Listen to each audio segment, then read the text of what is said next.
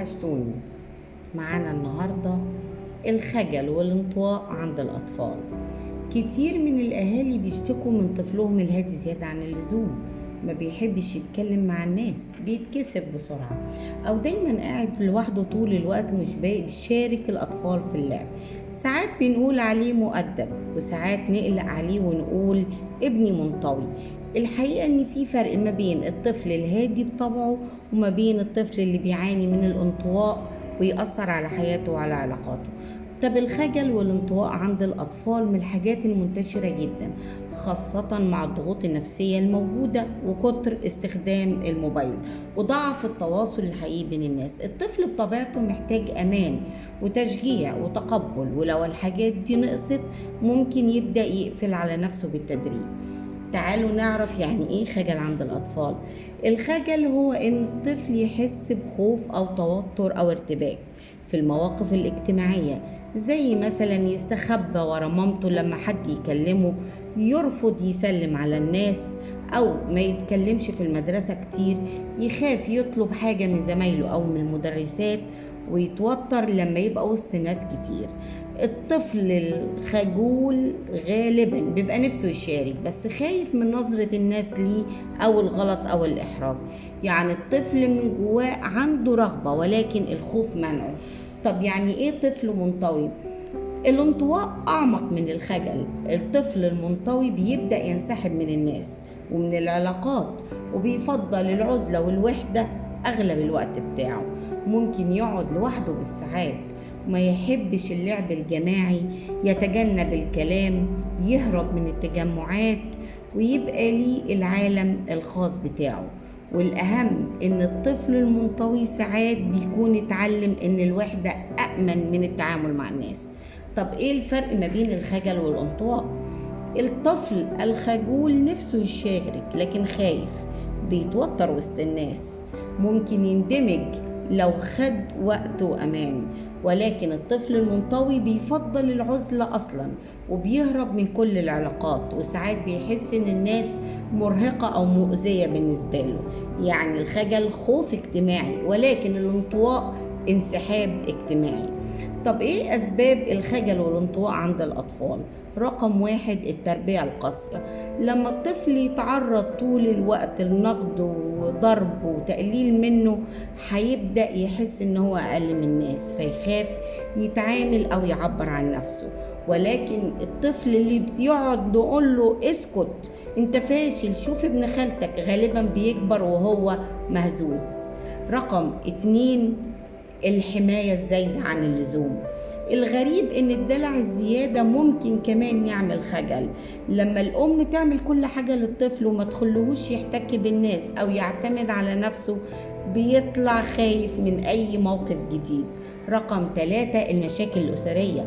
الخناق المستمر بين الأب والأم أو الطلاق أو التوتر في البيت هيخلي الطفل فاقد للأهلية وفاقد للأمان، وغالبا هيقفل على نفسه. رقم 4، التنمر. التنمر من أخطر الأسباب. لو طفل اتريقوا عليه عشان شكله، عشان جسمه، عشان طريقته، عشان كلامه، ممكن يبدأ يكره ظهوره والكلام والاختلاط. رقم 5، ضعف الثقة بالنفس. الطفل اللي حاسس ان هو مش شاطر او مش محبوب بيخاف يحتك بالناس عشان ما يترفضش. رقم 6، استخدام الموبايل والعزلة. الأطفال دلوقتي بقى بيقضوا ساعات طويلة جدا على التابلت، فمهاراتهم الاجتماعية بتضعف جدا، وبقوا بيعرفوا يتعاملوا مع الشاشة أكتر ما بيتعاملوا مع البشر. رقم 7، عوامل وراثية وطبيعية. في أطفال بطبيعتهم حساسين وزيادة عن اللزوم عن غيرهم.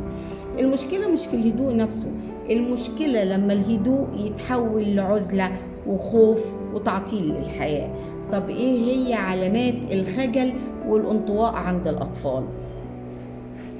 التوتر في الكلام، الهروب من السلام للجميع، قلة الكلام، الخوف من المشاركة، احمرار الوجه أو التلعثم، التعلق الزايد بالأم.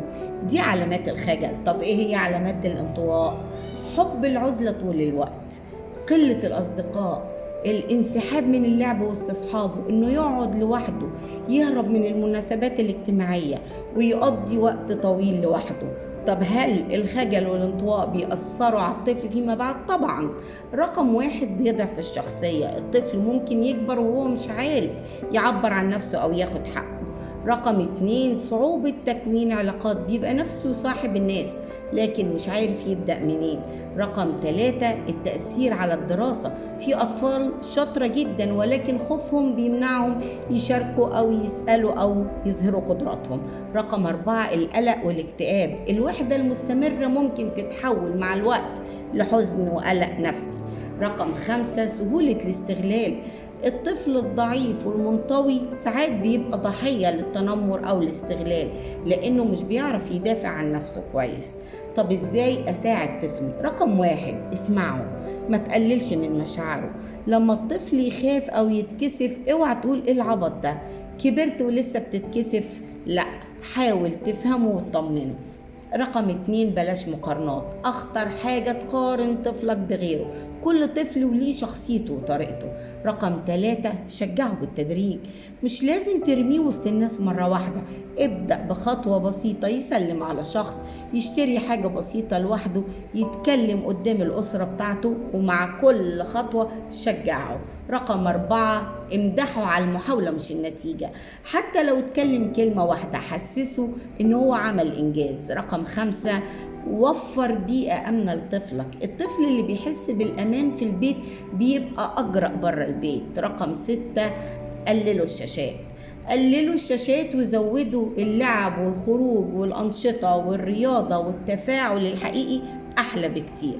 رقم 7 دخل أنشطة، شوف هوايته إيه، رسم، كاراتيه، مسرح، كرة قدم، الأنشطة بتقوي الشخصية جدا عند الطفل.